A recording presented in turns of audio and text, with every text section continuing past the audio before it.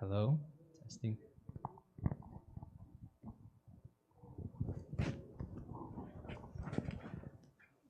Okay, hold on.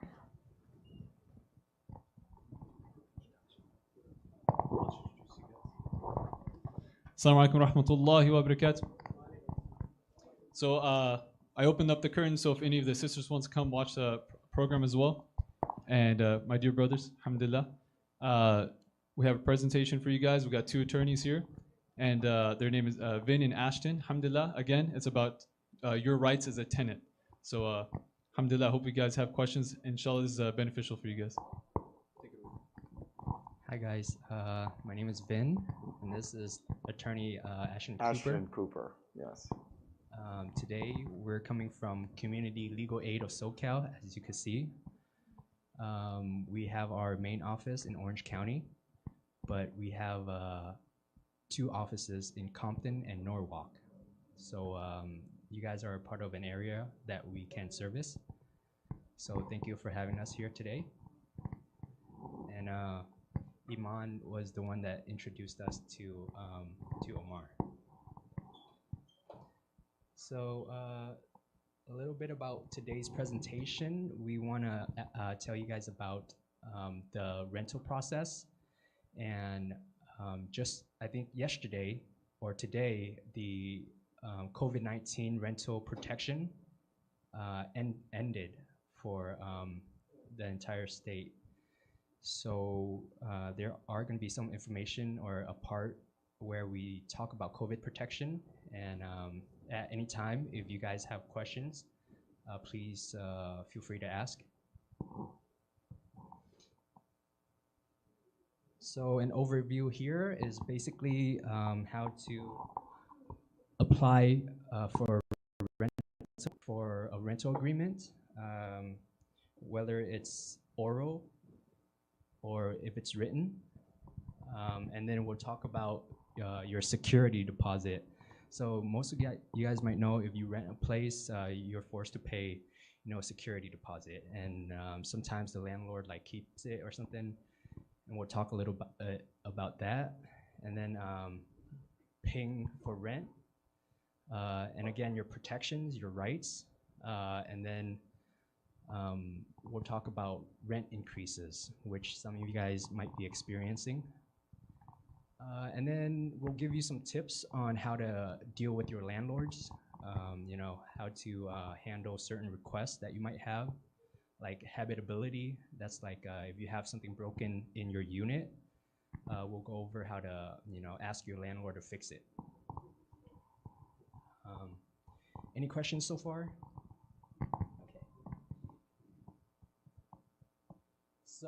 So when you're applying for a rental unit, a landlord can ask you for certain things. So on the left here is all the things that the landlord can ask you for. Prior address, they could talk to your employer, and then they can also ask for proof of income, okay? And then on the right, what they can't do is discriminate against all these things: your race, color, religion, gender, sexual orientation, marital status. They can't discriminate against your source of income, but they can ask for it, okay? When they ask for your source of income, it doesn't matter where it's coming from. It shouldn't matter, right? But what they can't do is make an advertisement that says, you only get to live here if you make this, or you get your income from this. That sort of advertisement or statement would not be legal. So that's. And then applying for the rental unit. Another thing is a lot of times landlords try to find clients with good credit.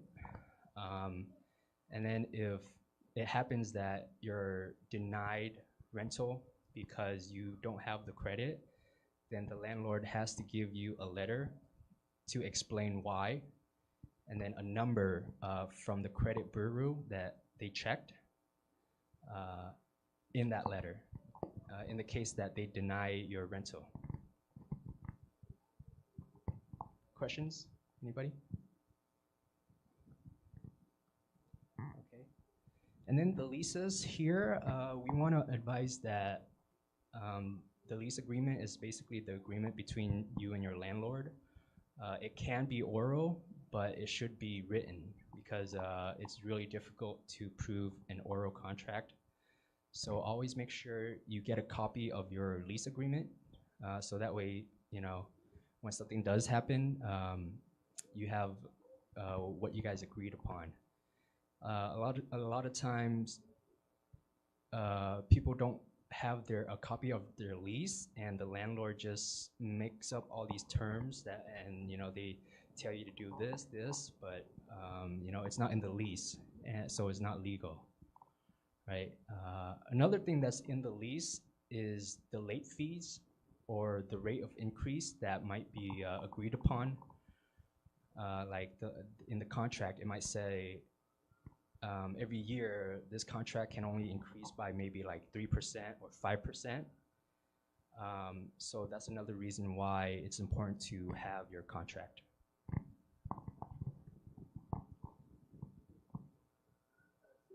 Yeah. Yeah.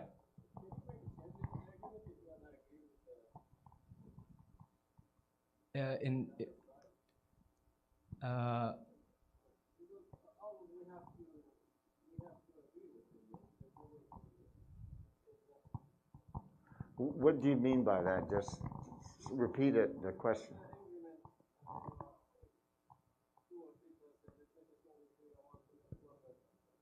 Well, you know, the state of California has the limits in some places. If it's a private place, for example, let's say that you have a private landlord that has nothing to do with, it's like a single family residence, we'll say. That's going to be different from a multiple unit place, okay? Because multiple unit places have what they call a Tenancy Protection Act. That Tenancy Protection Act will say what the rent increase maximum is in the state of California. But also you've got local governments that have a rent increase or a rent ordinance that prohibits any increases over a certain percentage anyway. Then the state of California, for example, has a 5% increase plus the cost of living index.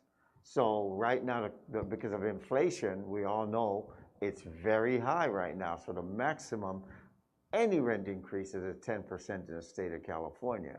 However, like in the city of Los Angeles, in the county unincorporated area of Los Angeles, they have got their own restriction that will say like 3% or you've got 5%, but it's going to be different there. Cannot exceed that. Does that answer your question, sir?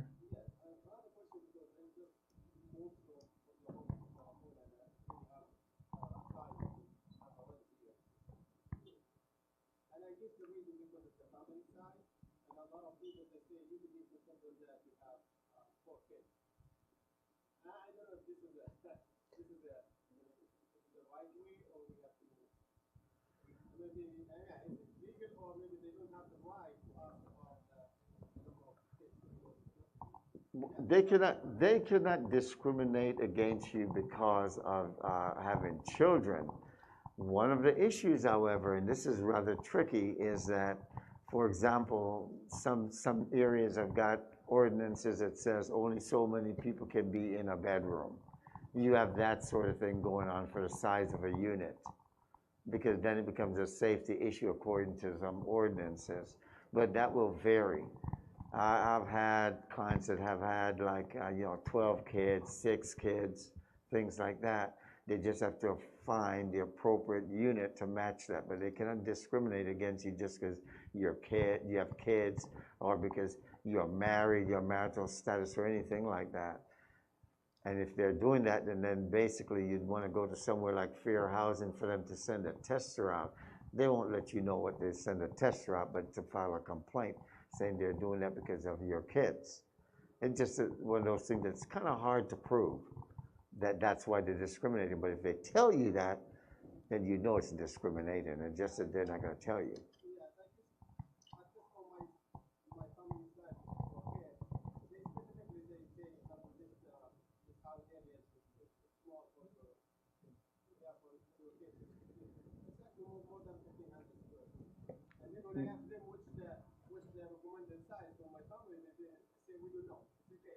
Well, I would say a 1500 square foot place. I would think that that's discrimination. That's just my opinion, personal opinion. That's not here or there. I can't tell you that, oh yes, that is. But 1500 square foot for 6 people, you know, that's, I'm saying the couple and 4 kids, I say that should be fine. That's like a 3-bedroom home. They just don't want to, I don't know. Sometimes the landlords that don't pay utilities don't care how many you have there because you're paying, but if they're paying the utilities, that's when they will say, oh, you've got too many people living here because water, electricity being used, that type of thing. Which primarily, that's what the purpose really is. They don't want to pay that bill, and so they do that. But that would be, I would say that's a discrimination in that instance because there's no rule on that. As a matter of fact, they'll have maybe 3 or 4 to a bedroom, some things like that, but that's not their business about that. It's what the ordinance is within the city as to how many people per bedroom or square foot. But for a 1500 square foot place, that's I say that there's something's wrong with that. In my opinion, something's wrong with that because that's not a lot. Yes, sir.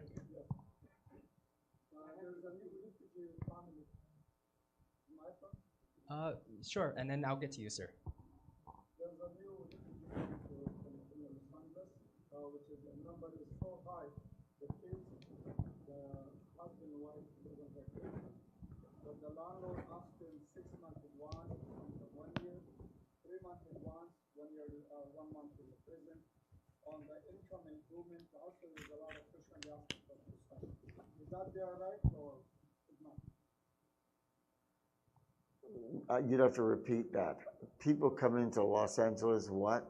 Yeah, it's a new refugee. They don't have any credit. They don't have anything. With the large family of 6, 7, some of them is a 10 kids and 2 husband and wife, which is 12. Yes. Even though they find a 4-bedroom or 5-bedroom, but they're asking for 6 months for advance, 6 months.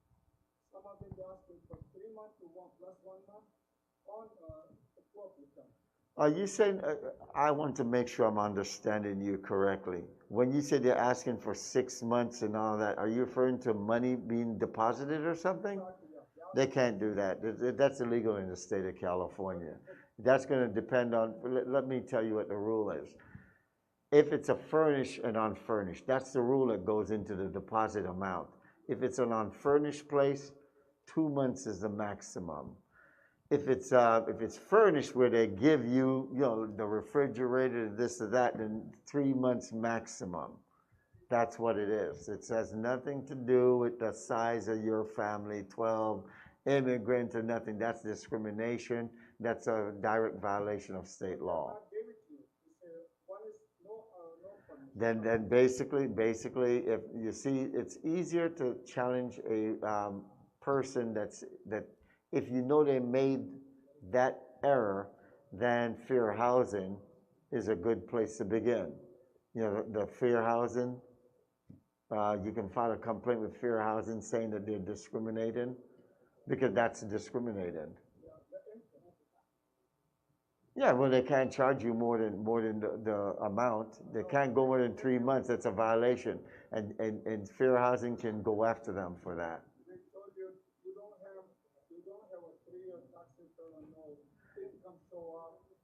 Okay, they can deny you based on your credit. A private landlord, any landlord, mainly we're talking about a private landlord, can say you don't qualify based on your credit, but not based on your family size, and charge you more than the state allows. It's just not. That's clearly a violation of the law. Something like that happens, you need to contact fair housing. That's who governs that area.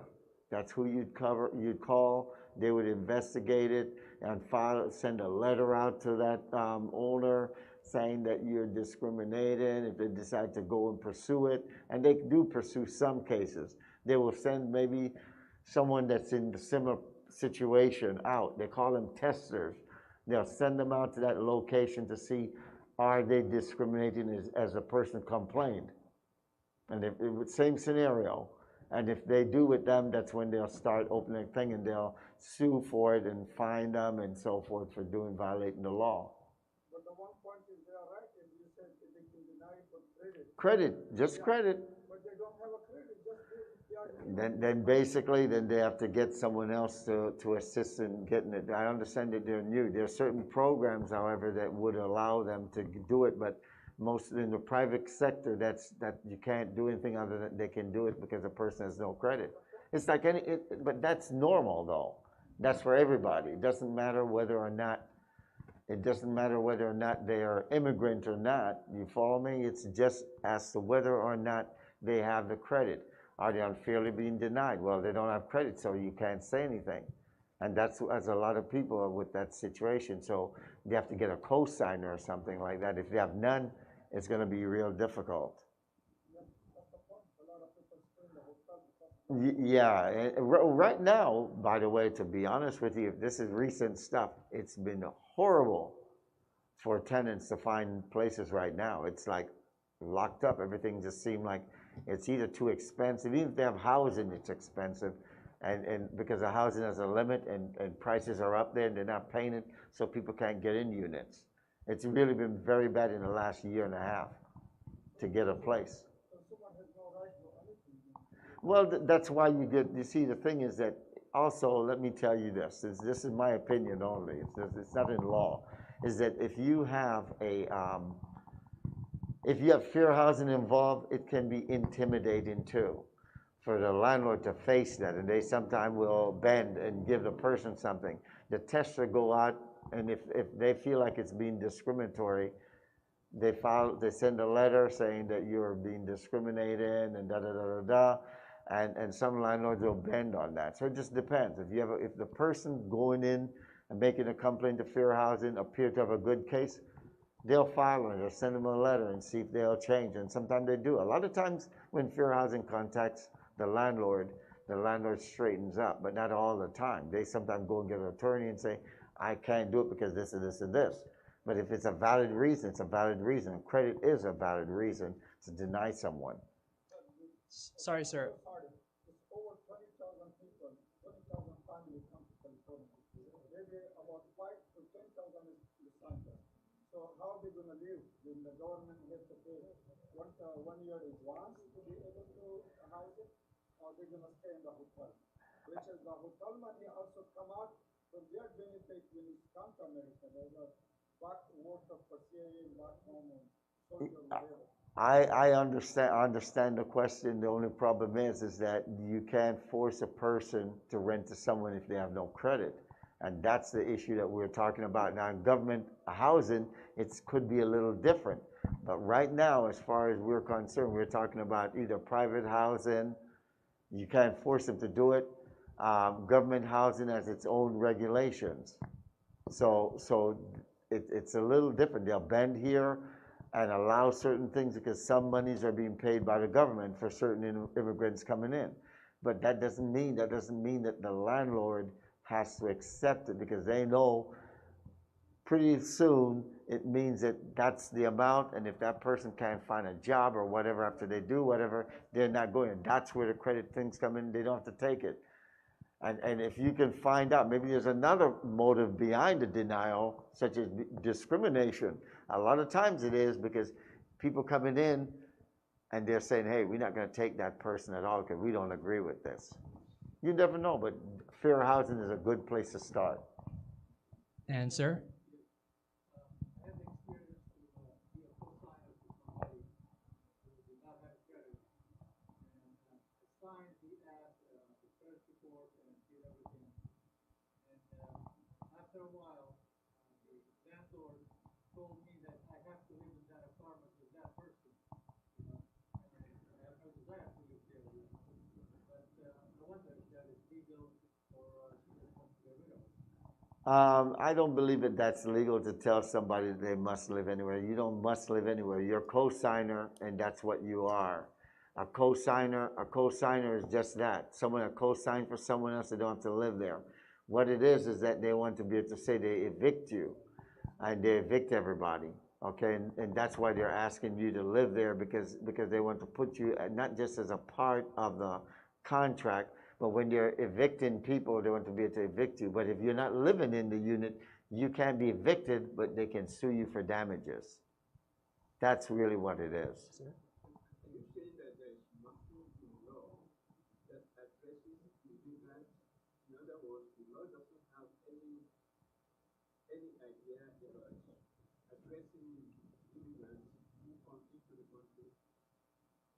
Well, the thing is that the law does not address immigrants directly. It just says basically you cannot discriminate based on someone's immigration status, and you cannot ask them or question them or deny them housing based upon the fact that they're immigrants. But that's not necessarily saying of anything about the credit. That's a completely different. The law, there's something about immigrants, but it does not say, oh, you must do this with immigrants. It just says you cannot discriminate against an immigrant just because they're an immigrant or their immigration status. You can't question a person about their immigration status to deny them rental. What I'm saying is, immigrant is immigrant. It's very simple. If the law doesn't address immigrants, then there's something in law that it's not complete. They have to address everybody. Well, the law in general addresses everybody. It just does not specifically say immigrant this, immigrant that, because the law would be too, I believe it would be too complex. They want immigrants to be treated like everybody else. That's all the law says. It does not address whether you're an immigrant or not. It just basically says, look, everybody should be treated equal. You cannot discriminate because of a person's immigration status. That is better than addressing immigrant status alone. You don't want that. That would be horrible. You don't want that. Why would you want something to do with immigration? No, you don't. You want to be treated like Jane Doe, John Doe, everybody else, and that's it. You cannot discriminate just because a person is an immigrant. It's better than to address, oh, because you're an immigrant, you should get this, you should get that. It will never be that way. It would be set up for defeat of the immigrant, in my opinion. Because if something is missing, then basically that immigrant is stuck. And someone's going to find a loophole to discriminate against that immigrant for whatever it is. This is a statutory state. California is. It's not a common law state. So if it's not written in the books, that means you don't have that protection. But right now, immigrants have the same protection as everybody else in this country or in this state. Same thing. Once you're here, you're protected. That's why it says do not discriminate against a person because of their color, because of their religion, their immigration status. That is better than to have a separate rule for immigrants, because you cannot write as many laws, and they will not write as many laws. What I'm asking for is not complex. As the brother said, somebody just came in, he doesn't have any credit, just like any immigrant anywhere. The law should probably have something that maybe if you know somebody here, somebody will form you for him and maybe will sign for him. That's what I'm asking. Okay, there is no, okay, I will answer that in the question. No, there is no such thing. However, now the only person that question is really good for, and it's not really a question, it would be, for example, your legislature in the state of California. You'd have to go to the legislature and say, look, we want something special, and you have to lobby for such a law to be made on the books. For immigrants to come in, if they're here for so long, it's just that you would like them to have A, B, C, D. The only problem is that like our organization, we cannot just go lobbying when we want to. It just doesn't work that way. So you are saying that immigrants are not speaking up enough? Well, I can't really go any further Sorry, into sir. it because I Yeah, already it's taking answered that. a bit of time, but to answer you, there are people working to ban the credit check on housing. There are people out there working to say, hey, it doesn't matter what his credit is. You know, you can't check it. So there are people like that. Thank you for your questions. And I want to get back to this presentation because we're running a little behind. So basically, back to your security deposit question, sir. Here, the landlord can only ask legitimately for 2 months worth of security deposit. And anything in addition if they have pets. So I hope that helps. So they can't ask for like 6 months in advance. So again, that's illegal, something there that you could fight. And then before you rent a place, make sure you go through it, take pictures of it, take pictures of the furnitures with your landlord. And then if your landlord doesn't want to do it with you, take a video and then send it to your landlord immediately. Sometimes we get landlord that makes the tenant pay for like a stain on the sink, and that's normal wear and tear, which tenants are not liable for. So you're renting a place, right? And then there's a table, and then over time there's like stain on it, and then the landlord wants you to pay like $6,000 for the whole cabinet. So that's that's not fair, and it's just stains. We get a lot of those cases, so something for you guys. And then when you're paying, always make sure you get a receipt, or if you mail it, make sure you get certified mail. That's like when the landlord receives the check, he has to sign for the delivery. So that's how you paid him. And then also another thing again is the late fee. Always have your contract, because if the landlord wants to charge you for being late, it will be on the contract. If it's not on the contract, then you're not liable for any late fees. And one thing about late fees I'd like to add, the late fees must be reasonable and not just calculated as a penalty. Otherwise, it's not a valid late fee. But most landlords will try to do 6%, whether that's legal or not. But I've not seen any real victorious things unless it's really real significant, unreasonable. Then the court won't allow such a thing, should a case ever go to a court on that issue.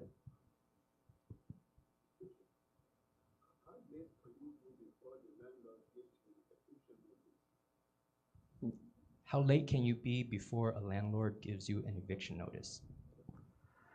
Basically, if a landlord can give you eviction notice or to begin, not eviction notice, but notice to pay the rent or quit. Landlord can give you that amount, or say give you the notice the day after the rent is late, even if there's a grace period in your agreement. That's literally the case. A lot of people will say, oh, I have a grace period of 5 days or whatever to pay. Yes, landlord should really wait the 5 days and give you that grace period, but technically they could give it to you anyway. But your defense would be, hey, they told me I have a grace period. So most landlords don't do it until after the grace period ends. But technically, they can do it the day after it's late. They can't do it on the day it's due, but they have to wait till the following day to do it. Most landlords do wait for the grace period to expire, though, if there is one. Pardon me? Of course. Yes, it should be written in the contract, your late fees agreement. Thank you, sir. And so now we're going to move on to the Tenant Protection Act. The Tenant Protection Act applies to certain units, and it applies if you've lived in a unit for more than 1 year. And then you could check to see if your unit is protected by this law. The website is there. I hope you guys can see it.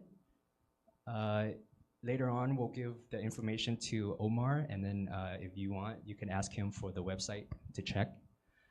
And basically, there's different protection with the Tenant Protection Act. So first, if your unit is not covered, then your landlord can raise the rent by however much they want, right? They could raise it by more than 10%. So if you have a $2,000 rent, the landlord can raise it, I don't know, $500. But if that's the case, then they have to give you a 90-day notice. Okay, they can't just tell you, hey, next time I want you to pay whatever. And it has to be written. It can't be through an email or a text. It has to be a letter, okay? Now, if the landlord wants to raise your rent less than 10%, then they only need to give you a 30-day notice. And then, as we mentioned before, if your unit is protected by this law, then the landlord cannot raise it by more than 10%. That or the lower amount of inflation. So I think right now inflation is like 8%. So that's the highest your landlord can raise the rent if your unit is protected. Well, actually, as I said before, let's say inflation is 8%. Landlord can raise it to 10% maximum. I want to stop the confusion there in case you have a confusion about that. The increase is 5% plus the CPI, the Consumer Price Index. So if a price index, like for example, early last year, or say 2020, the cost of living index was like 0.0 whatever. So the maximum that would have been able to be done would have been 5.8, right?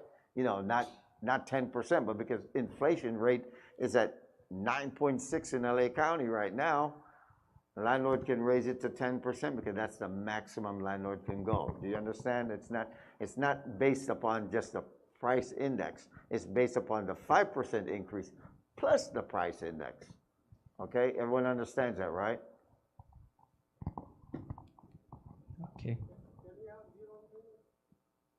Can what?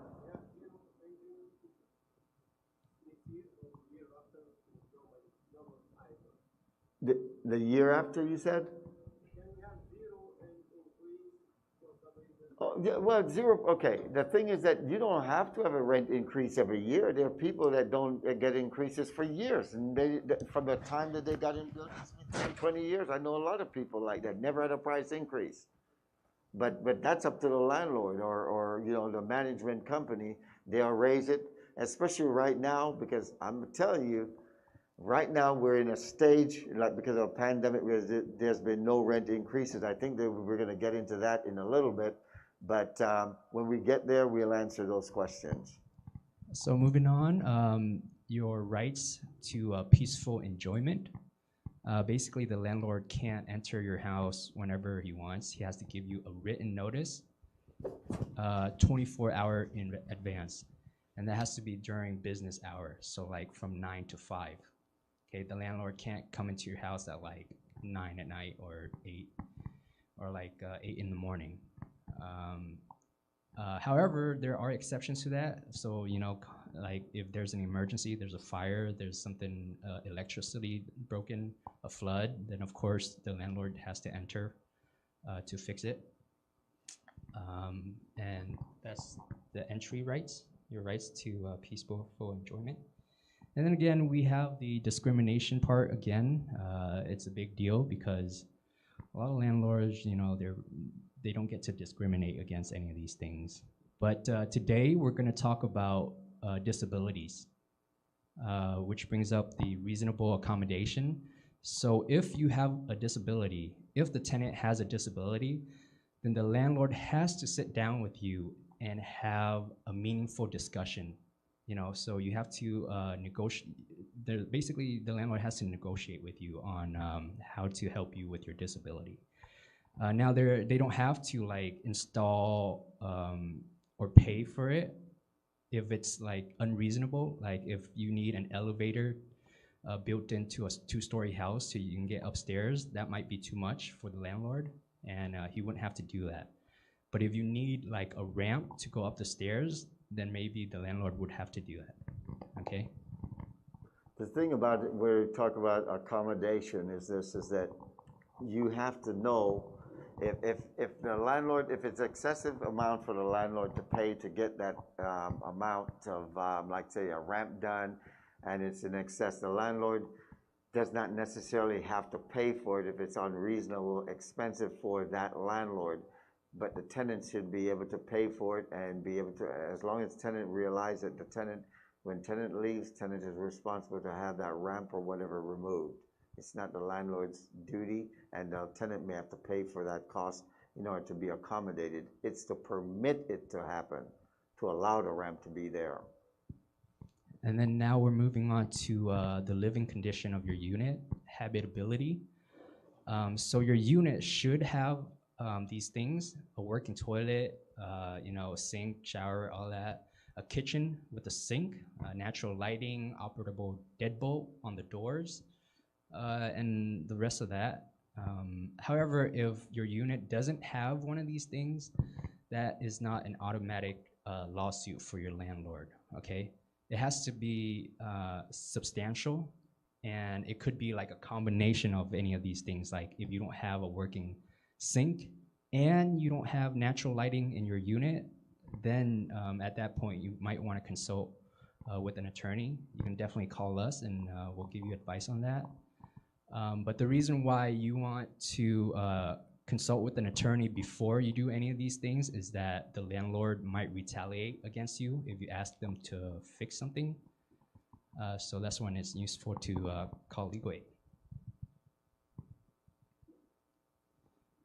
And then your part is simple. Just don't destroy the property. Don't destroy it. Don't fix or don't break the sink. Don't damage anything, and keep it clean. Oh, sorry. This is also the repair parts. So again, before you kind of like argue with your landlord about something, you should ask an attorney. And then a lot of the time it comes up when you need a repair, when you need to fix something. You should send your landlord a letter 30 days before you fix it, okay? And if the landlord doesn't pay for it or he doesn't fix it himself, then you can go ahead and repair it yourself. And you can deduct that repair that you made from your payment. Okay, there's a caveat here, a cautious thing I must mention.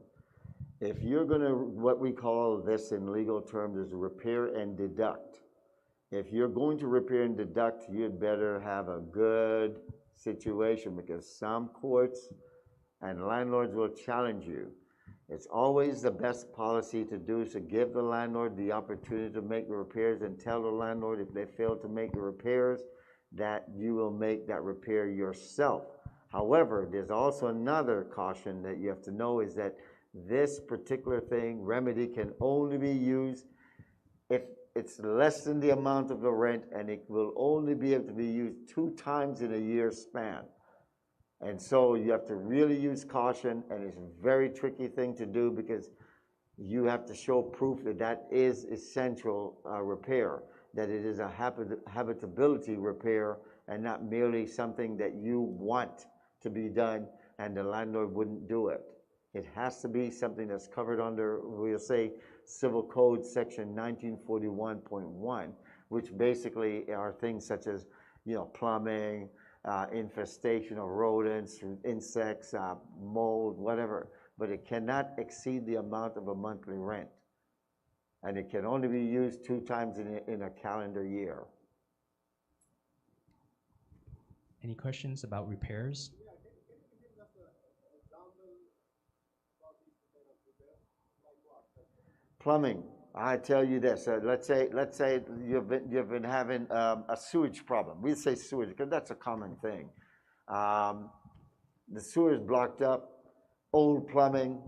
Landlord has been refusing to make any repairs of it, and it's causing damage everywhere. It's a mess, right? And you've asked, and the landlord hasn't done anything. So you write the landlord a letter saying, "I'm a tenant at such and such an address, and and this has been an ongoing problem. I'm going to ask that you make that repair within 30 days. If you don't, then I'll have to repair it myself. I'll get a licensed plumber to repair it, and I will deduct it from my rent."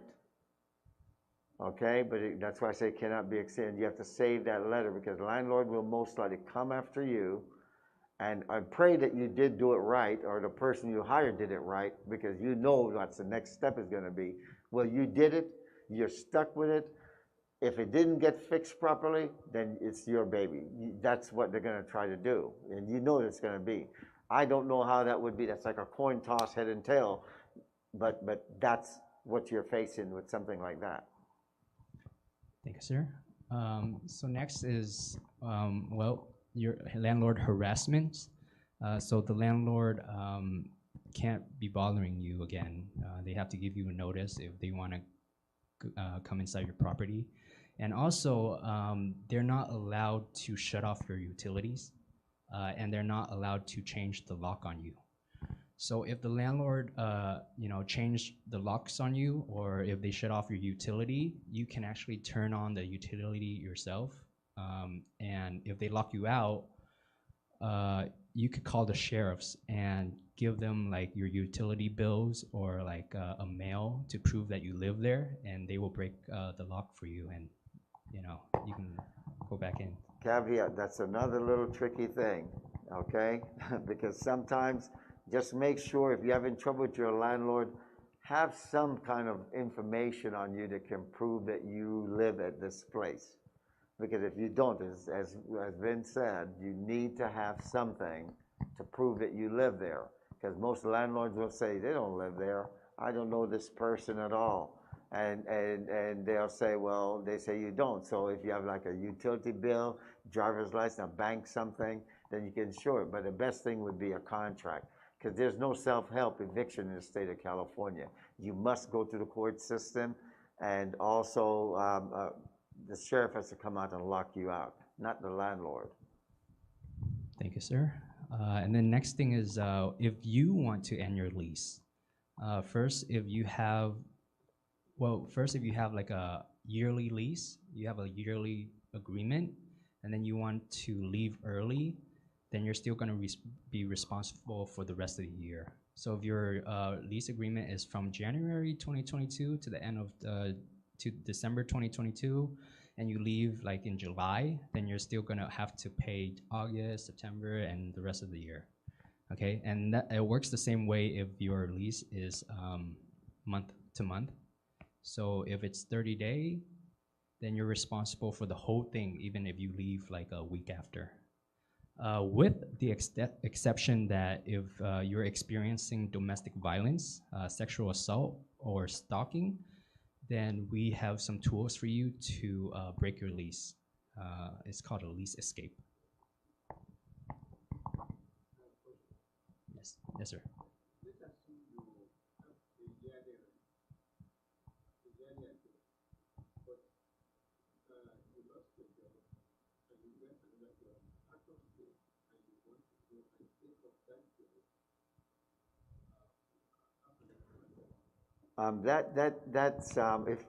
If you lose a job, that's a financial thing, okay? And then you want to take the job in another location, so you have to break the lease for your job. That's really not an excuse.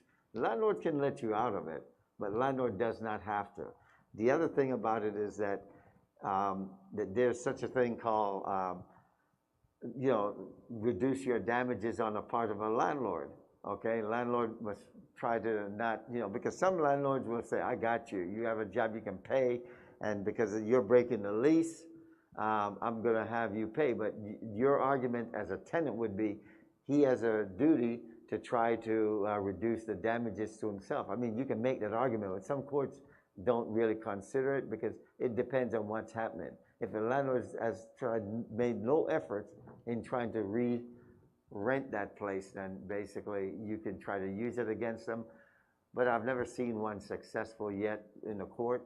But they always, sometimes they resolve themselves, and landlord just say, pay me so many months. But in reality, a lot of contracts have a clause in there. If it's a lease agreement that says that you pay either 1 month or 2 months, should you violate that, and that's their damages. It's a liquidated damages clause. Thank you, sir. And then moving on to the end of your lease, there are certain notice that the landlord has to give you if the landlord wants you out, okay? First is if you're subject to the Tenant Protection Act, there has to be a reason why the landlord wants you out. And then if basically you're not protected, again, under that protection, then the landlord doesn't have to give you a reason. They can just evict you. Let's see. So if your unit is Not protected? Oh, if you breach the contract, then the landlord could basically kick you out in 3 days. Through these notices here, for example, they can give you a pay or quit notice. That basically means you have to pay or you have to leave. And then the other one is for nuisance. If you have like a barking dog, if you have guests that don't belong there, then that's a cure or quit. And then if there is violence in your household, like if you destroyed property or you hit another tenant, then the landlord can just give you a 3-day to quit. Now, as far as the 3-day notices and the nuisance and stuff, currently, this only is in Los Angeles County now, okay? This is only because of the pandemic rules. Right now, there is a freeze, or you'll say a prohibition against termination for nuisance unless the nuisance has to do with health and safety in some jurisdictions. Some jurisdictions are not protected under that, but most are. Because if your city does not have a similar rule, the county rule says that that does not expire until December 31st of 2022. So this is something that you must know, like having pets and so forth. That comes up in court quite a lot. And so that's a protection that individuals have. But it's health and safety. If, for example, a tenant hits someone, that violation is a safety violation already, and that's going to kick everyone out every time. Okay, something like that, where you are committing a violence against someone or you have done something that they deem to be health and safety, or if a government official says that's in violation, the court always looks at it as health and safety, if that's a violation or a health violation by the code enforcement officer. So to summarize that, it was if you live in LA County, you're protected until the end of this year for nuisance. Right? Yes, but it's not, just because it's nuisance, it depends on what the nuisance is, as I said. Health and safety, they can kick you out, even if it's nuisance. It's not blanket, oh, no nuisance.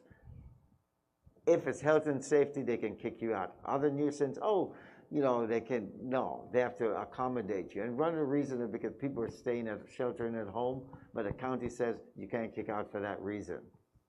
Thank you.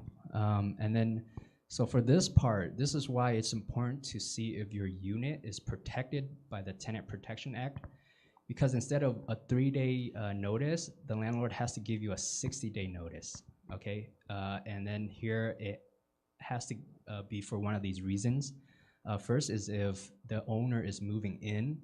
So a lot of times we get units that are protected by this act, and then the landlord wants to sell the unit. So that's not going to work. They can't kick you out for that, okay? And then also other reasons that they might be able to evict you for is if they rehabilitate your unit substantially. That basically means if they fix the unit to the point where you can't live in there while they're doing it. And then other things being if the government tells them that they have to tear down the unit. Then in that case, they can evict you and they will not have to give you a reason. And then the landlord also has to give you the last months of rent. So basically, either that or they have to give you 1 month's rent for relocation. So just to make this clear, if your unit is protected by this, okay, and the landlord wants to give you or wants you to move out, they have to help you relocate. They have to give you money to move out, or they have to waive your last month's rent. Now, what was just stated is what the state law says for Tenancy Protection Act, okay?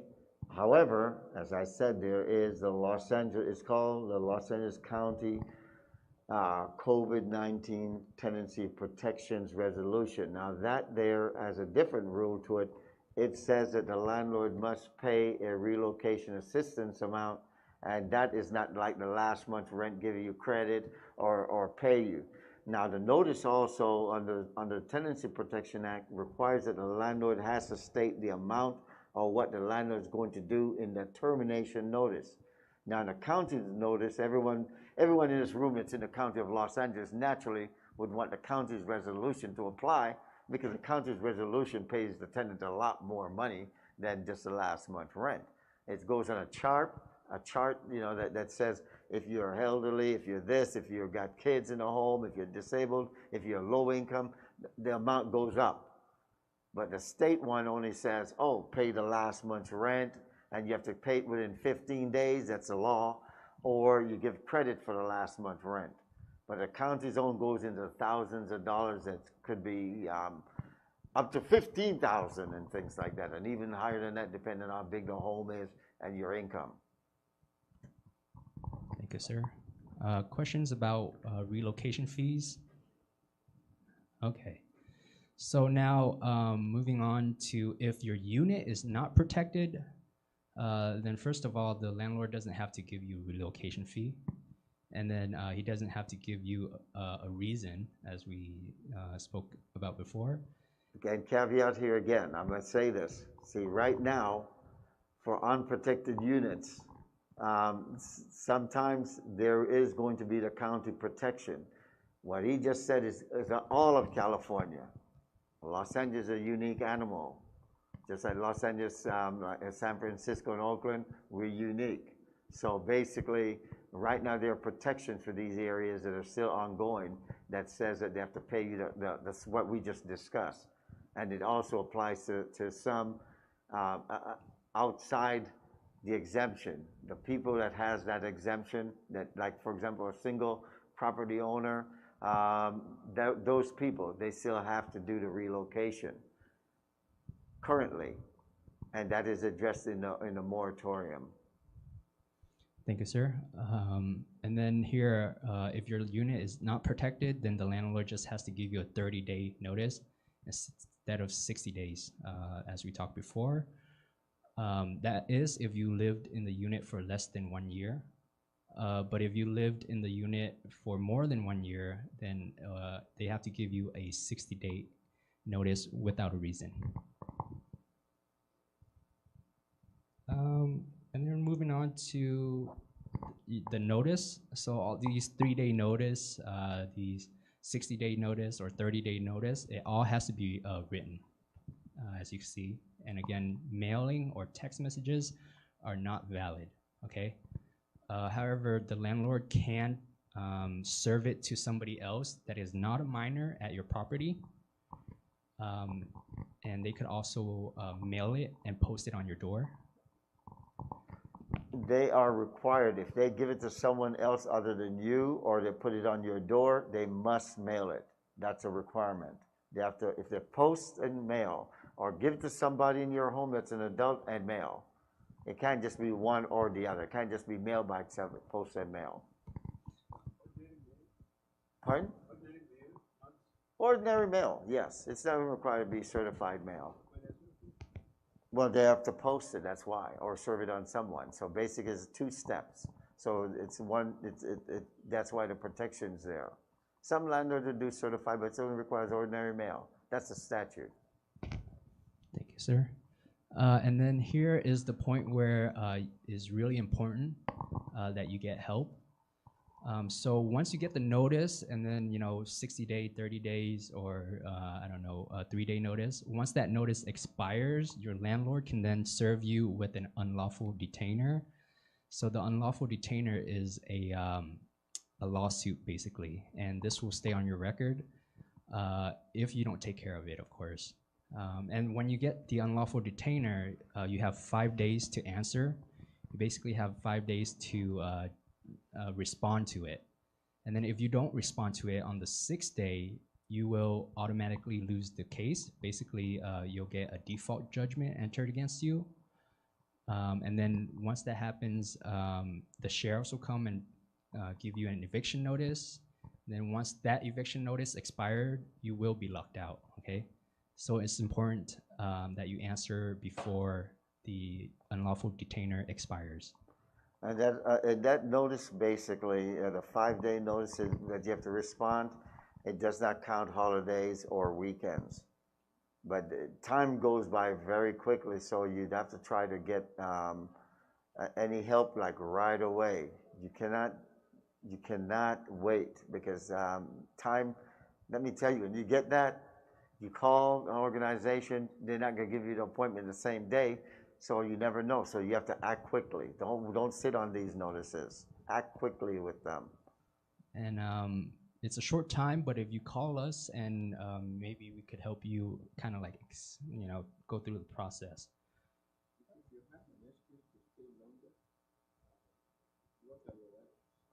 Well, there's not such a thing as an excuse to stay longer. That's going to be up between you and your landlord if you can do that. Then the other thing about that is also to get the landlord to agree to it. That's fine. That's between you and the landlord, because the court's only going to give you extra time if you make a motion requesting hardship or something like that. That's the only time, and you have to prove it, and you have to pay for that time period that you get that. Thank you, sir. And then here is the part where you're moving out, okay, where your tenancy ends. The landlord has to refund your security deposit, of course. However, if you didn't pay for the last month's rent, the landlord can deduct it from your security deposit. And then cleaning, damage, again, normal wear and tear. Damage beyond normal wear and tear. So again, like if that chair right there was just like you sit on it a lot and then it wears down, then they can't like make you pay for that, okay?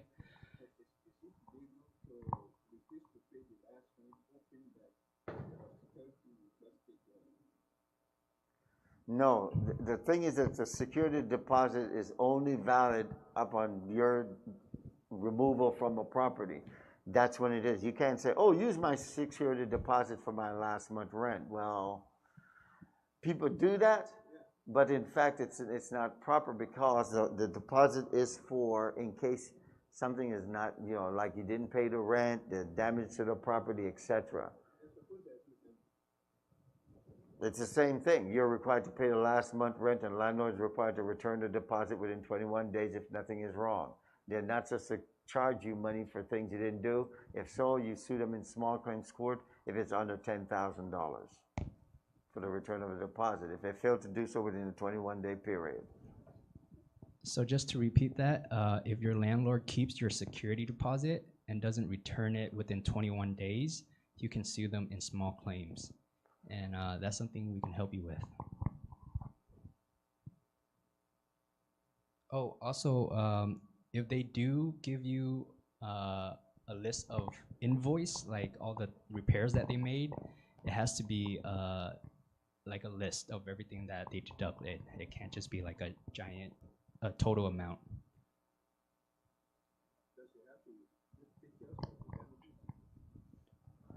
Well, they don't have to give pictures of the damage, but they're required to give an invoice as to what had to be repaired. For example, they say the cabinet. They write down the kitchen cabinet number, whatever it is, to show the repair was done and the cost for that job. You mentioned earlier that normal wear and tear should not be. Well, that's right. We're talking about damages, not wear and tear. Wear and tear things that you're not supposed to charge you, but there are some unscrupulous landlords that will do that. And the thing is that you got to fight them. You fight them, and all you fight them is go to small claims court and say they illegally did this. But as a tenant, when you leave a property, you're going to take pictures and make sure that you have nothing there and it's disputed. That's what you have to do, and go to small claims on that. Thank you, sir. And then the next two slides are going to be a lot of things that we talked about before. This is the state protection, statewide protection. Basically, it ended, I think, yesterday, and it protects you from rent that you owed during April of 2020 all the way up to March of 2022. So this protection is basically you can't be evicted if you have a pending rental assistant application. So if you applied for rent assistant, then the landlord cannot evict you for not paying rent through those period. I'd like to say something here. I've run into problems in court on this issue. I've had tenants that have gone in on their own without an attorney, and they make agreements with the landlord to move, even though they had a pending application. The application turned out to be granted, and they entered an agreement with the landlord to move out. And the court has been, I think the court's been applying it wrong. What the court has done is for these people is say, you signed that agreement to move out. And because you signed that agreement, you waive all your rights. And I have a different opinion on that. I feel like if the law says that they're not supposed to be evicted because of that rent, they're not supposed to be evicted. That's written law. This is statutory law, and the court should not have granted that in the first place. But right now, I had someone today with that issue, and the court denied their application for relief, saying you signed it and you waived it. I don't believe a law can be waived if it's a written law saying that it must. It says must and shall. Those two words are used. That means there's no discretion of a judge, nor even of a party. Because if a party signs an agreement that's contrary to law, what does it mean? The law still controls. No discretion. That's how I see it. Strict compliance in the state of California. Thank So you, be sir. careful of that. Do not sign agreements like that if you have a pending rental application. That's the message I'm giving you guys. Thanks, sir. And next is the LA County protection. So that's for here that Attorney Ashton was talking about earlier, which extends to the end of this year. And then just to briefly remind you guys what that protection is for LA County is you can't be evicted for nuisance, you know, with that, depending on what the issue is. And then you can't be evicted for unauthorized occupants. So you could have guests, and it's basically to protect people that are remaining in place. And you can't be evicted for noises. Okay. That's that. And then how to get help. This is statehouseLA.org. This is our partner. We work with them, and they send us referral. Okay, it's a lot easier if you call them and then get on the referral list. And that way, I take these cases. So if you have a case, if you need help, it gets to me quicker, and then I'll give you a call within 3 days. But usually it's the next day. And then this is us. Again, we are Community Legal Aid of SoCal. We give legal services for free to you if you qualify. And we help with other things like family law, consumer debt protection, bankruptcy, social security, healthcare insurance, private insurance, immigration, and we also have a senior unit that's in Orange County. And we're open Monday to Friday, 9 to 6, but on Friday we close at noon. And I think that's it. Thank you very much, everybody. Questions? Somebody has a repair and he tells the landlord, and the landlord doesn't do it for repairs and then has to pay for it, but their month should not be more than 1 month's rent. Nobody is in control of that. If their month is more than 1 month's rent, what do you say? If the repair is more than 1 month's rent, then you can't do the repair. It's up to the landlord. You'd have to sue the landlord to get the repairs done, or go to code enforcement, which is going to force the landlord to do it. Cannot exceed that. Any other questions?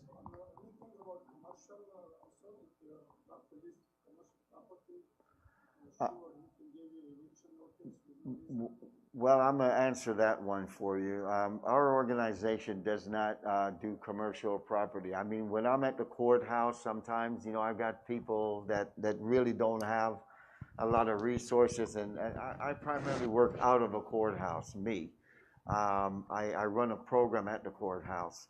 So basically, when people come in, I may give them something to help them. But our organization as a whole, and also like Stay House LA programs, we do not do commercial, only residential properties. Pardon? Why?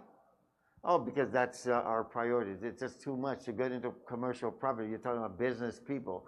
Business contracts are completely different from residential. There's really no protections for commercial properties like they have residential. The reason for that, because this is a business thing, and these are businessmen working themselves in whatever way they want to. It's treated completely differently. No protection for commercial. Thank you, sir. Thank you, everyone. If that's it, then I'll pass this over to Omar. Thank you, Vin and Ashen, and also Iman for the presentation this week. If you have any questions, please, they'll be here, I think, for a few extra minutes in the hallway. Also, there are pamphlets, so if you want to contact them, their organization, they brought some pamphlets as well. It's on the table in the entrance of the masjid, so you could grab that. If you're having any issues with your landlord, their phone number is on the pamphlet, inshallah. So we're going to go ahead and make the adhan and pray Isha, inshallah.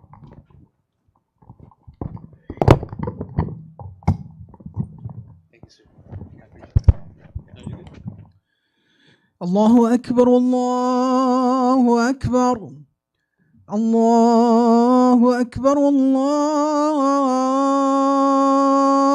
أكبر أشهد أن لا إله إلا الله أشهد أن لا إله إلا الله أشهد أن محمدًا رسول الله أشهد أن محمدًا رسول الله حي على الصلاة حي على الصلاة حي على الفلاح حي على الفلاح الله أكبر الله أكبر لا إله إلا الله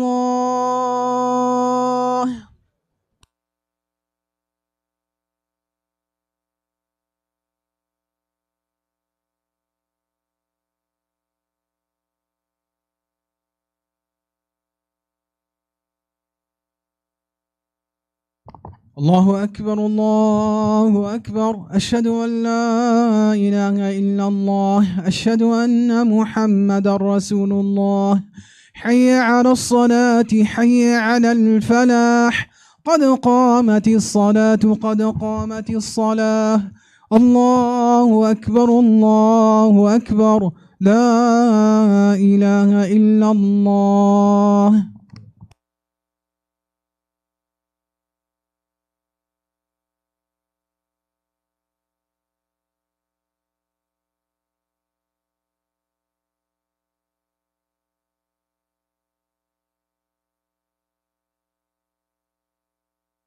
وصلى الله على سيدنا محمد وعلى آله وصحبه وسلم. استحضروا عظمة الله في قلوبكم وصلوا صلاة مودع. الله أكبر.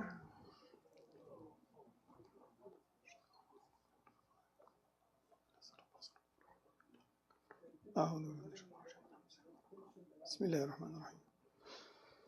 الحمد لله رب العالمين الرحمن الرحيم مالك يوم الدين إياك نعبد وإياك نستعين اهدنا الصراط المستقيم صراط الذين أنعمت عليهم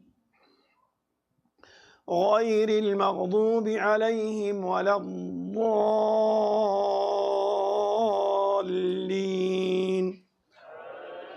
آمين. بسم الله الرحمن الرحيم. بسم الله الرحمن الرحيم. أتى أمر الله فلا تستعجلوه سبحانه وتعالى عما يشركون ينزل الملائكة بالروح من أمره على من يشاء من عباده أن أنذروا أنه لا إله إلا أنا فاتقون خلق السماوات والأرض بالحق تعالى عما يشركون خلق الإنسان من نطفة فإذا هو خصيم مبين والأنعام خلقها لكم فيها دفء ومنافع ومنها تأكلون ولكم فيها جمال حين تريحون وحين تسرحون وتحمل أثقالكم إلى بلد لم تكونوا بالغيه إلا بشق الأنفس إن ربكم لرؤوف رحيم والخيل والبغال والحمير لتركبوها وزينة ويخلق ما لا تعلمون وعلى الله قصد السبيل ومنها جائر ولو شاء لهداكم أجمعين هو الذي أنزل من السماء ماء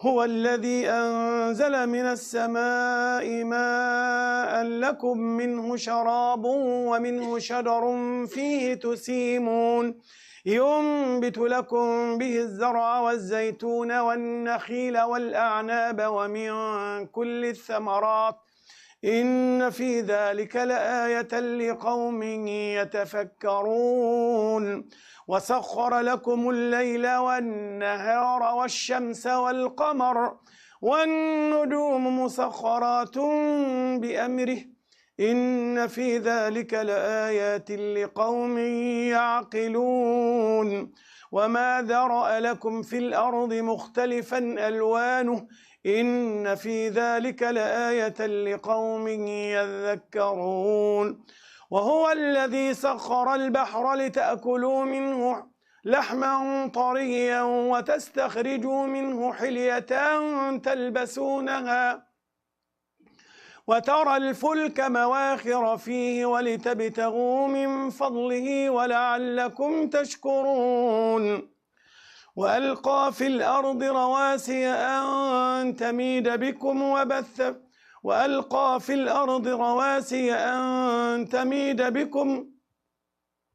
وألقى في الأرض رواسي أن تميد بكم وأنهارا وسبلا لعلهم يهتدون وعلامات وبالنجم هم يهتدون أفمن يخلق كمن لا يخلق أفلا تذكرون وإن تعدوا نعمة الله لا تحصوها إن الله لغفور رحيم الله أكبر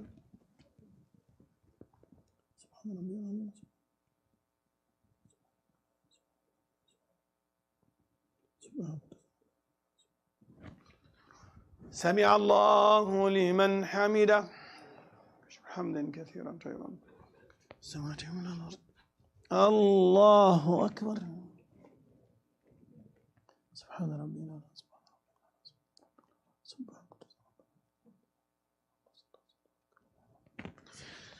الله أكبر الله أكبر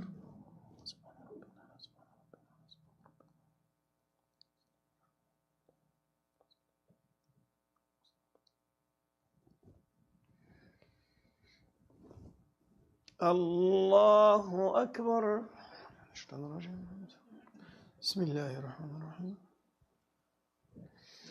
الحمد لله رب العالمين الرحمن الرحيم مالك يوم الدين إياك نعبد وإياك نستعين اهدنا الصراط المستقيم صراط الذين أنعمت عليهم غير المغضوب عليهم ولا الضالين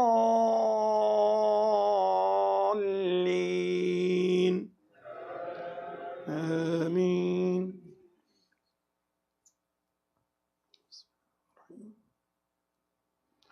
والله يعلم ما تسرون وما تعلنون والذين يدعون من دون الله لا يخلقون شيئا وهم يخلقون أموات غير أحياء وما يشعرون أيان يبعثون إلهكم إله واحد فالذين لا يؤمنون بالآخرة قلوبهم منكرة وهم مستكبرون لا جرم أن الله يعلم ما يسرون وما يعلنون إنه لا يحب المستكبرين وإذا قيل لهم ماذا أنزل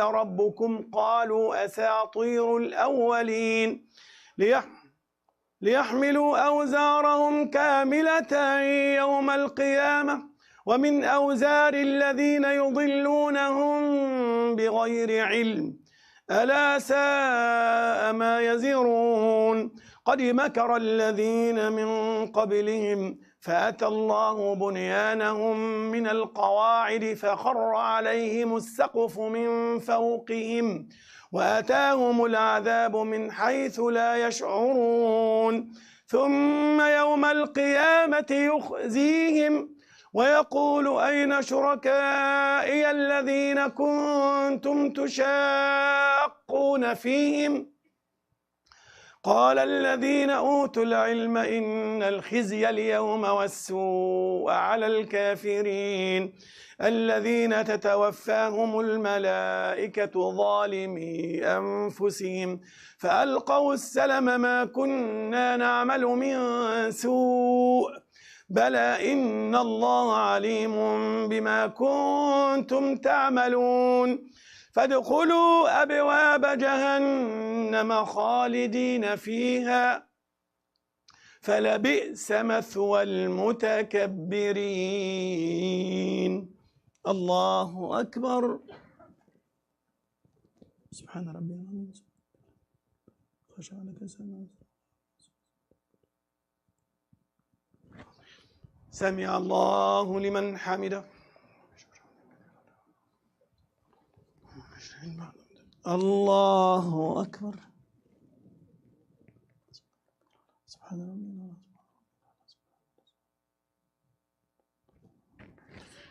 الله أكبر الله أكبر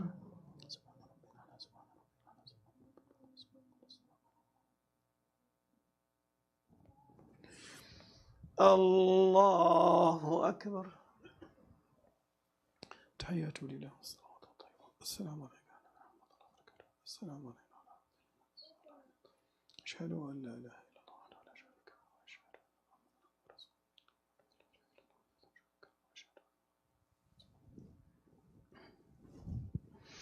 الله الله أكبر بسم الله الرحمن الرحيم الحمد لله رب العالمين الصراط المستقيم صراط الذين أنعمت عليهم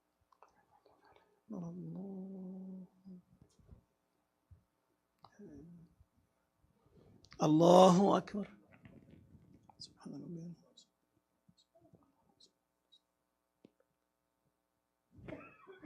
سمع الله لمن حمده الله أكبر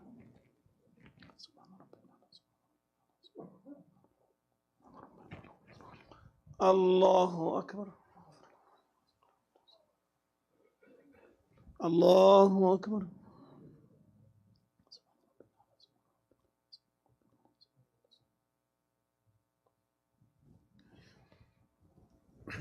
الله أكبر بسم الله الرحمن الرحيم مالك يوم الدين إياك نعبد وإياك نستعين اهدنا الصراط المستقيم غير المغضوب عليهم ولا الضالين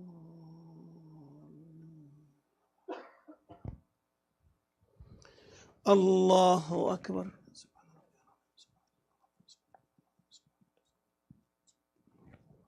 سمع الله لمن حمده الله أكبر سبحان ربنا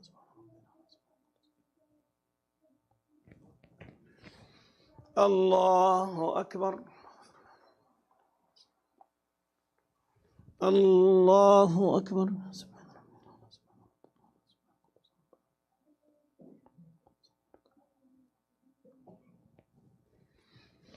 الله أكبر تحية لله والصلاة والسلام السلام عليكم ورحمة الله وبركاته السلام عليكم وعلى آله الصلاة أشهد أن لا إله إلا الله وحده لا شريك له صل على محمد وعلى آل محمد محمد وعلى آل محمد اللهم إنا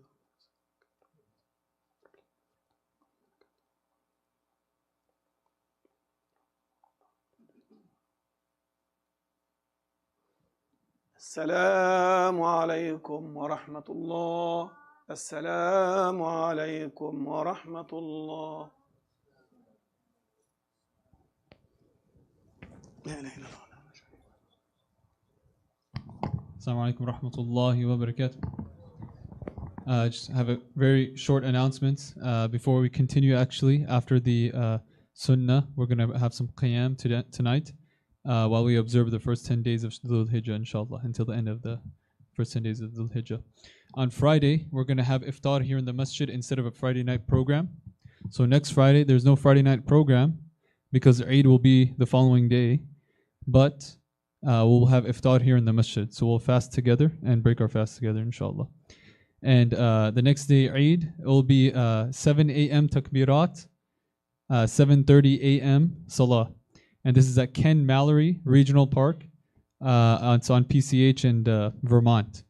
I don't know if you remember, but we prayed there some years ago, alhamdulillah. And also thank you to the program today, the Iman and Ashton and Vin. If you have issues with your landlord again, alhamdulillah, the pamphlets outside, inshallah. Also, we have the new month calendar for July. It's on the table as well. So if you want to get the calendar for the month, it's on the table. So get one before you go home, inshallah. So again, after sunnah, we're going to have qiyam, inshallah. Jazakallah khair.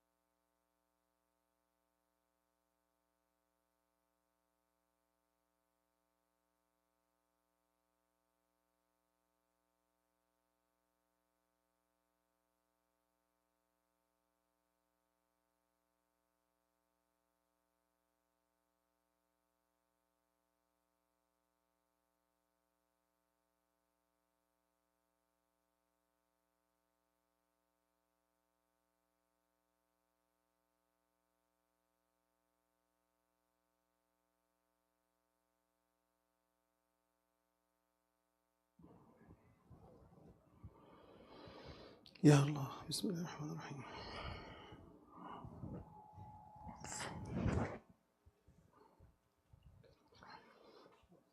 اللهم لك الحمد أنت نور السماوات والأرض ومن فيهن، ولك الحمد أنت ملك السماوات والأرض ومن فيهن، ولك الحمد أنت قيوم السماوات والأرض ومن فيهن، ولك الحمد أنت الحق ووعدك الحق ولقاؤك حق والساعة حق والجنة حق والنار حق والنبيون حق ومحمد صلى الله عليه وسلم حق. أنت المقدم وأنت المؤخر وأنت على كل شيء قدير. اللهم اغفر لنا ما قدمنا وما أخرنا، ما أسررنا وما أعلنا، وما أنت أعلم به منا. وصلى الله على سيدنا محمد وعلى آله وصحبه وسلم. الله أكبر.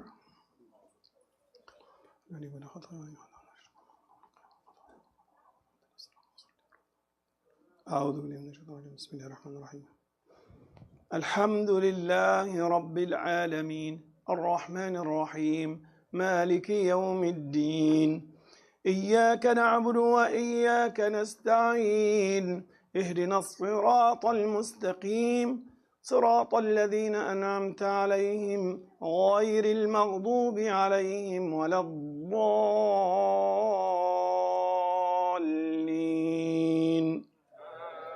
آمين. بسم الله الرحمن الرحيم. وقيل للذين اتقوا ماذا أنزل ربكم قالوا خيرا.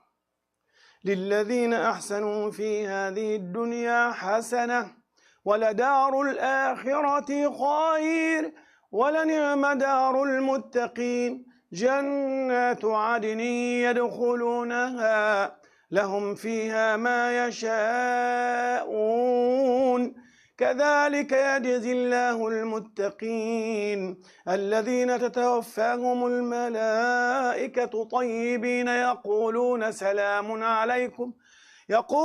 سلام عليكم ادخلوا الجنة بما كنتم تعملون. هل ينظرون إلا أن تأتيهم الملائكة أو يأتي أمر ربك كذلك فعل الذين من قبلهم وما ظلمهم الله ولكن كانوا أنفسهم يظلمون. فأصابهم سيئات ما عملوا وحاق بهم ما كانوا به يستهزئون. وقال الذين أشركوا لو شاء الله ما عبدنا من دونه من شيء نحن ولا آباؤنا ولا حرمنا من دونه من شيء كذلك فعل الذين من قبلهم فهل على الرسل إلا البلاغ المبين. ولقد بعثنا في كل أمة رسولا أن اعبدوا الله واجتنبوا الطاغوت فمنهم من هدى الله ومنهم من حقت عليه الضلالة فسيروا في الأرض فانظروا كيف كان عاقبة المكذبين. إن تحرص على هداهم فإن الله لا يهدي من يضل وما لهم من ناصرين. الله أكبر. سبحان ربي العظيم. سبحان ربي العظيم. سمع الله لمن حمده. الله أكبر. سبحان ربي العظيم. سبحان ربي العظيم. الله أكبر. الله أكبر. سبحان ربي العظيم.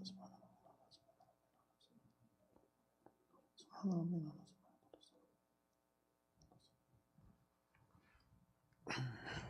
الله أكبر. بسم الله الرحمن الرحيم. الحمد لله رب العالمين الرحمن الرحيم مالك يوم الدين. إياك نعبد وإياك نستعين. اهدنا الصراط المستقيم صراط الذين أنعمت عليهم غير المغضوب عليهم ولا الضالين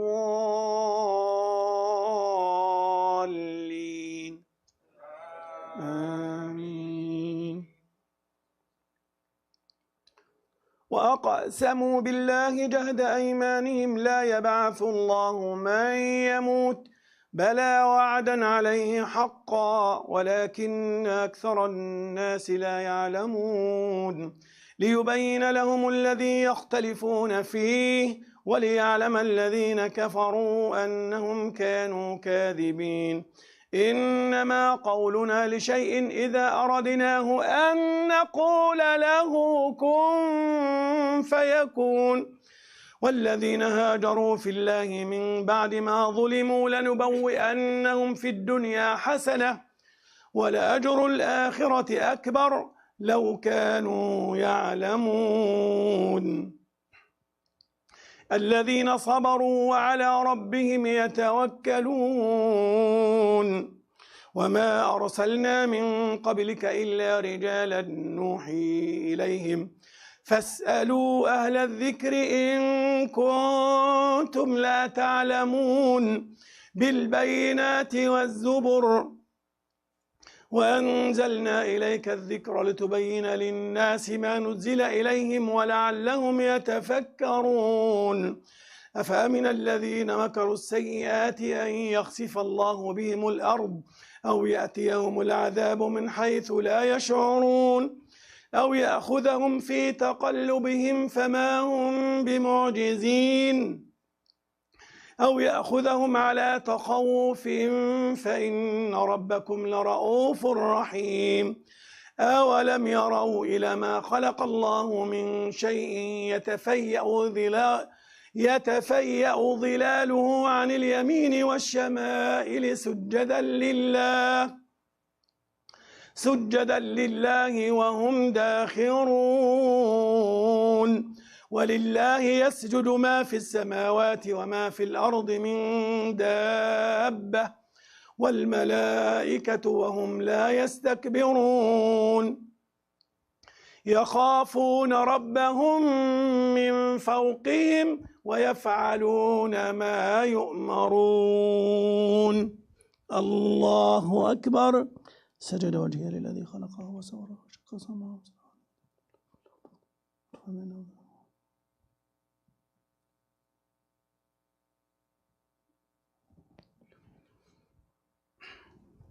الله أكبر. وقال الله لا تتخذوا إلهين اثنين إنما هو إله واحد فإياي فارهبون. الله أكبر. سبحان ربي العظيم. سبحان ربي العظيم. سمع الله لمن حمده. حمدا كثيرا في السماوات والأرض. الله أكبر. سبحان ربي العظيم. سبحان القدس. الله أكبر. الله أكبر. سبحان ربي العظيم.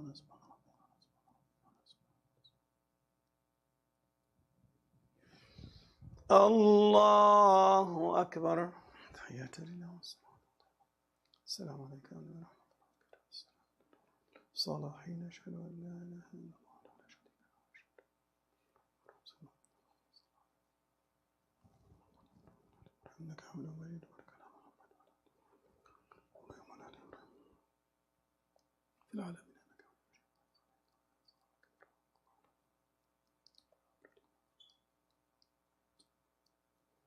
السلام عليكم ورحمة الله. السلام عليكم ورحمة الله.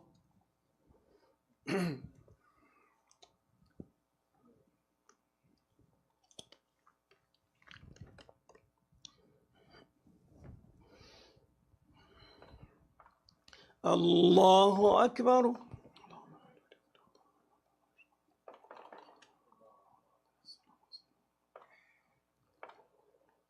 بسم الله الرحمن الرحيم. الحمد لله رب العالمين الرحمن الرحيم مالك يوم الدين إياك نعبد وإياك نستعين اهدنا الصراط المستقيم صراط الذين أنعمت عليهم غير المغضوب عليهم ولا الضالين آمين. وقال الله لا تتخذوا إلهين اثنين إنما هو إله واحد فإياي فارهبون وله ما في السماوات وما في الأرض واصبا أفغير الله تتقون وما بكم من نعمة فمن الله ثم إذا مسكم الضر فإليه تجأرون ليكفروا بما آتيناهم فتمتعوا فسوف تعلمون ويجعلون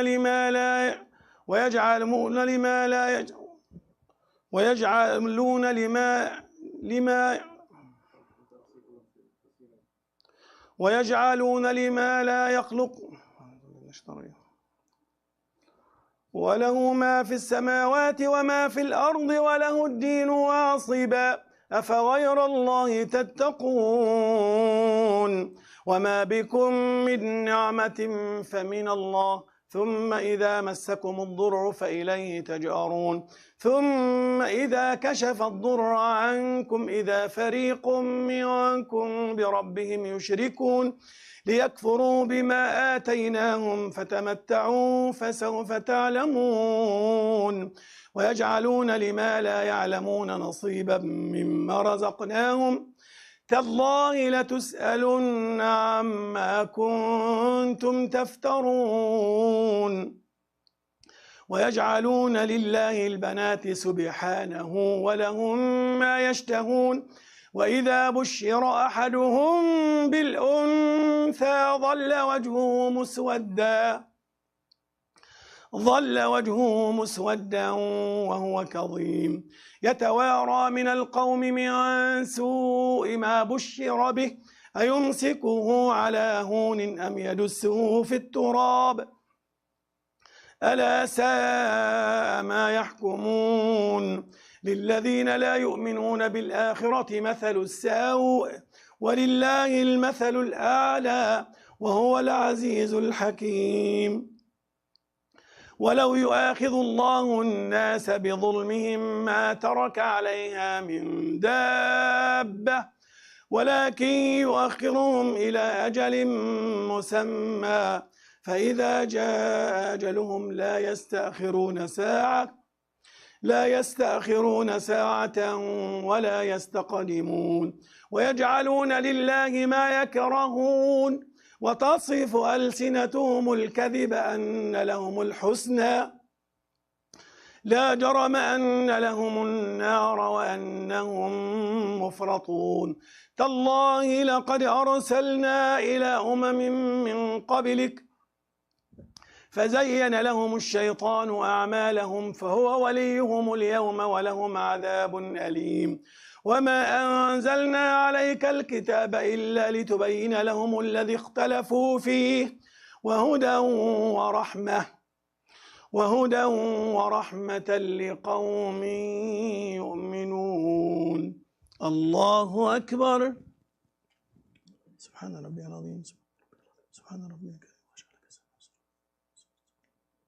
سبحان ربي العظيم سمع الله لمن حمده حمدا كثيرا طيبا طاهرا الله أكبر سبحان ربي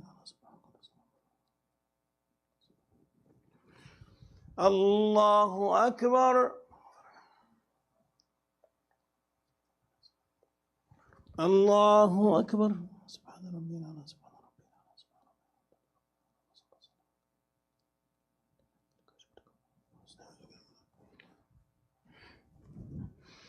الله أكبر بسم الله الرحمن الرحيم. الحمد لله رب العالمين الرحمن الرحيم مالك يوم الدين إياك نعبد وإياك نستعين اهدنا الصراط المستقيم صراط الذين أنعمت عليهم غير المغضوب عليهم ولا الضالين آمين. والله أنزل من السماء ماء فأحيا به الأرض بعد موتها إن في ذلك لآية لقوم يسمعون.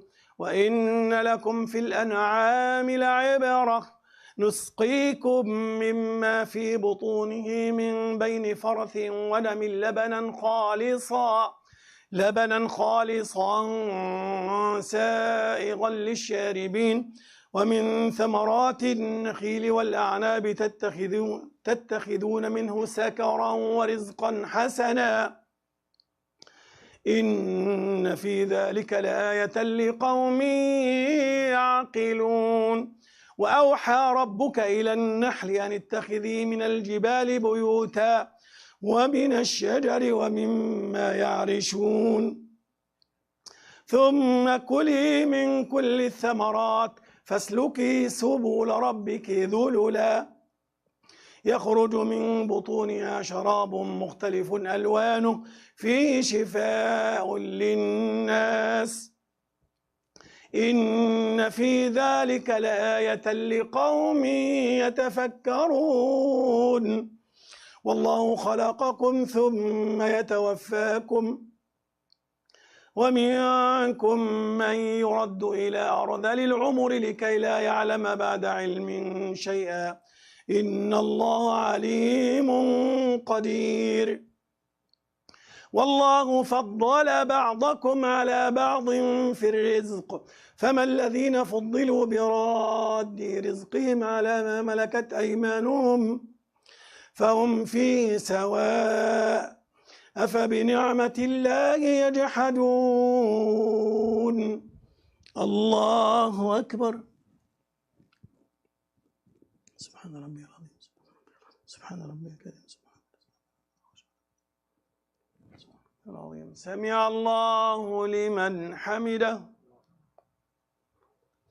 طاهرا وركن يرضيك. الله أكبر. سبحان ربي العظيم.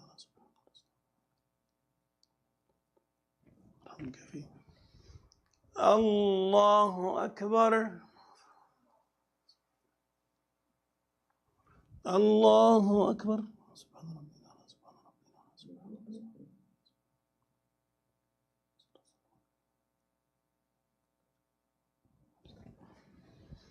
الله أكبر.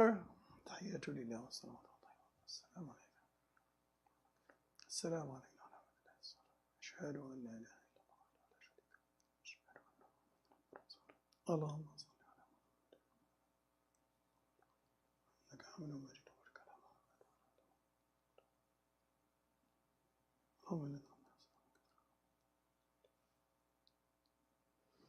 السلام عليكم ورحمة الله. السلام عليكم ورحمة الله.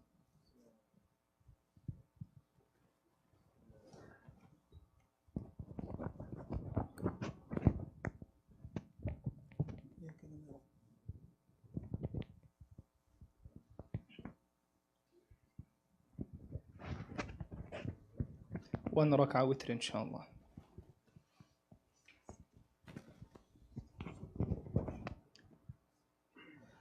الله أكبر. تبارك اسمك وتعالى جدك.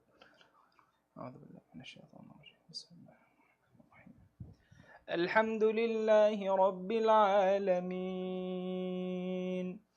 الرحمن الرحيم مالك يوم الدين إياك نعبد وإياك نستعين اهدنا الصراط المستقيم صراط الذين أنعمت عليهم غير المغضوب عليهم ولا الضالين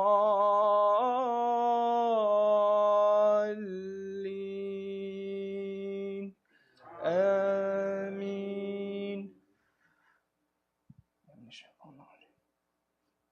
بسم الله. قل هو الله أحد الله الصمد لم يلد ولم يولد ولم يكن له كفوا أحد. الله أكبر.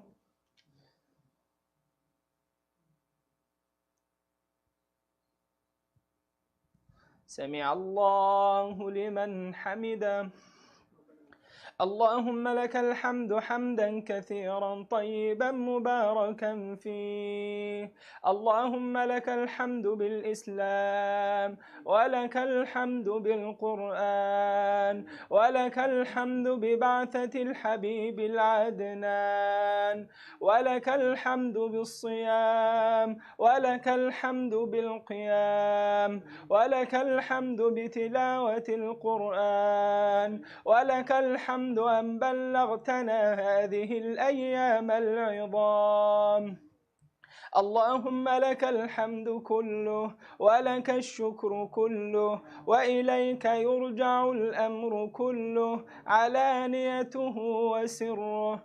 اللهم صل وسلم وبارك على نبينا محمد في الأولين وصل عليه في الآخرين وصل عليه في كل وقت وحين وصل عليه في الملأ الأعلى وفي عليين. اللهم كما آمنا به ولم نره فلا تفرق بيننا وبينه حتى تدخلنا مدخله. اللهم اسقنا من يده الشريف من حوضه الشريف شربة هنيئة لا نظمأ بعدها أبدا. اللهم اجعل القرآن الكريم ربيع قلوبنا ونور صدورنا ونور حياتنا ونور قبورنا. اللهم اجعله حجة لنا لا علينا. اللهم اجعله حجة لنا لا علينا. اللهم اجعلنا ممن يقيمون حروفه وحدوده ولا تجعلنا ممن يقيمون حروفه ويضيعون حدوده. اللهم علمنا القرآن وفقهنا القرآن وحفظنا القرآن وارزقنا العمل بالقرآن وارزقنا حب القرآن واجعلنا من أهل القرآن الذين هم أهلك وخاصتك يا رحمن. اللهم اهدنا فيمن هديت وعافنا فيمن عافيت وتولنا فيمن توليت وبارك لنا فيما أعطيت وقنا واصرف عنا شر ما قضيت. اللهم لا تدع لنا في يومنا هذا ولا ليلتنا هذه ولا في مقامنا هذا ذنبا إلا غفرته. لا تدع لنا ذنبا إلا غفرته ولا ميتا إلا رحمته ولا مريضا إلا شفيته ولا طالب علم إلا وفقته ولا شابا إلا سترته ولا مجاهدا في سبيلك إلا ونصرته. اللهم إنا نعوذ بك من شر الأشرار وكيد الفجار ومن طرائق الليل والنهار إلا من يطرق بخير يا رب العالمين. اللهم انصر الإسلام وأعز المسلمين وأعل بفضلك كلمة الحق والدين وأذل الشرك والمشركين وانصر عبادك الموحدين وانصر عبادك المصلحين ومكن لدينك في الأرض يا رب العالمين. ربنا آتنا في الدنيا حسنة وفي الآخرة حسنة وقنا عذاب النار. وآخر دعوانا أن الحمد لله رب العالمين. وصل اللهم وسلم وبارك على نبينا محمد وعلى آله وصحبه وسلم. الله أكبر.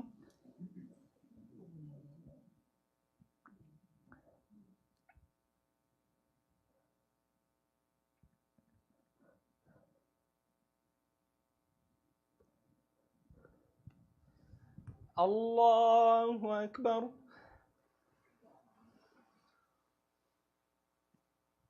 الله أكبر.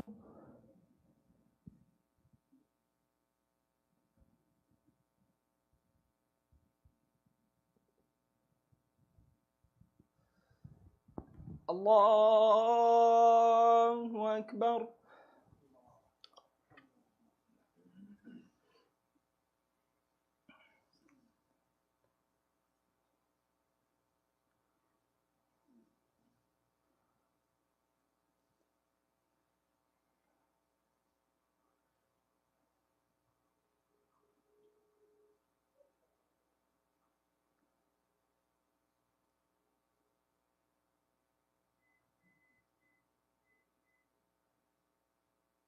السلام عليكم ورحمة الله. السلام عليكم ورحمة الله.